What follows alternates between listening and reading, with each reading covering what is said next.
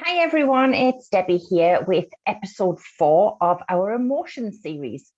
And today I'm doing something a little bit different, and we're going to be looking at the emotion worry.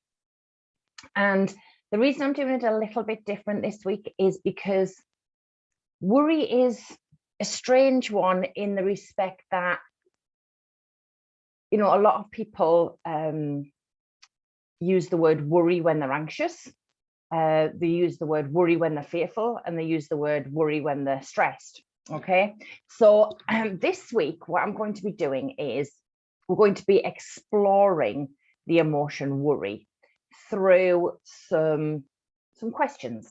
Okay, so it's about what could happen versus what will happen.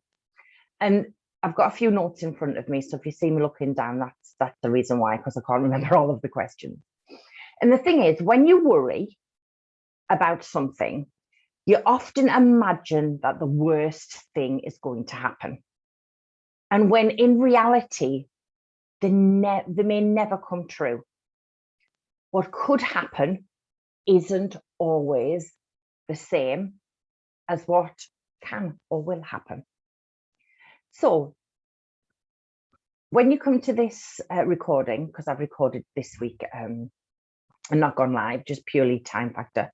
And what I want you to do is just, get a journal or a notebook or whatever you use to do your personal development, and ask yourself, what is something that I'm worried about right now? And just write that down. And taking in the thinking about what will happen instead of what could happen can help you worry less.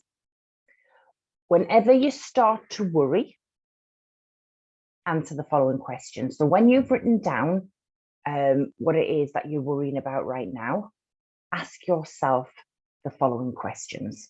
I'll do them one by one, okay? And we'll go, I'll pause between them.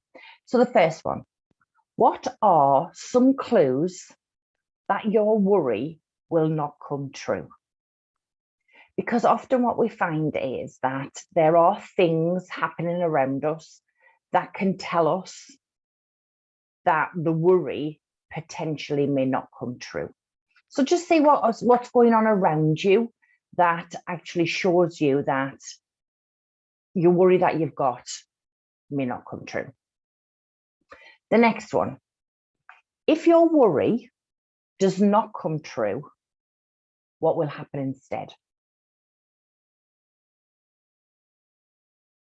So ask yourself, if your worry does not come true, what will happen instead?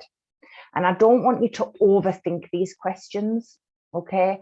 I just want you to feel into the questions and just ask yourself, ask yourself the questions and just see how you feel, see what thoughts come to mind. And just whatever thoughts come, just write them down, but don't overthink it, all right? Next one. If your worry does come true, how will you handle it? Will you be okay? And what this does is this prepares you for that worry to come true, so that you're not waiting for it to come true before you're prepared for it. And then just ask yourself, if it does come true, will I be okay? And in what ways will I be okay? Because sometimes we worry that much that we see the worst case scenario, and even the worst case scenario, you can still be okay. The last question is, after answering these questions, how has your worry changed? And you will find that more often than not, your worry will have changed, and you're more likely to not be thinking the worst case scenario.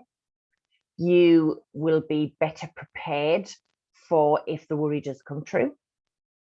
And also it will help you to understand the origin of the worry.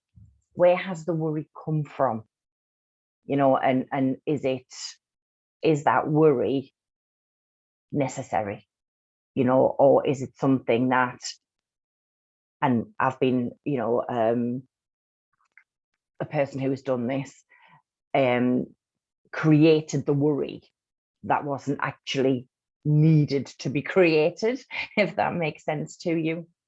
So just spend some time on investigating your worry. And if you've got more than one worry that you're dealing with, then do it for each of your worries, but don't get overwhelmed. Just prioritize and do whichever one is the main worry that you have now. And then when you see what happens, then maybe, you know, for a few days down the line, you decide to do another one and you know, ask the questions of another worry that you may have. Okay. Any questions at all about this exercise, pop them in below the video in the comments. And I'd also love to hear your feedback on what happened when you asked yourself the questions about the worry. All right. And, you know, when you are asking yourself what it is you're worried about, make sure that you get right down to the exact thing you're worried about. Because what happens is when we're worried, there's lots of other little things attached to it. But you really need to go to the core worry, whatever that may be. I hope that's been useful for you. And I look forward to getting your feedback and finding how this has gone for you. Have a fantastic rest of your day, and I shall see you all very, very soon. Bye for now.